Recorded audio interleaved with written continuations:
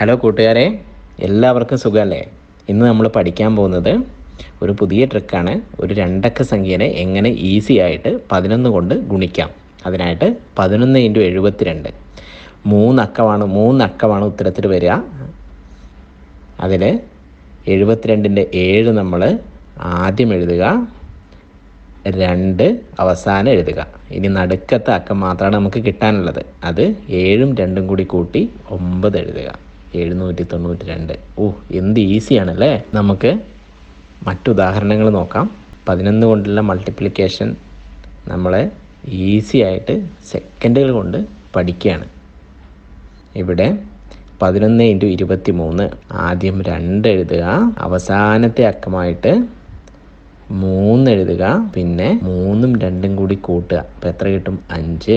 അപ്പം 253. 11 × 62 അതിന് 6 എഴുതുക, 2 എഴുതുക, 6ഉം 2ഉം 8. 11 × 81 8 എഴുതുക, 1 8 1ഉം 9. 11 × 11 1 1 1 1ഉം 2. 11 × 53 5 3 5ഉം 3ഉം 8. വാവ്!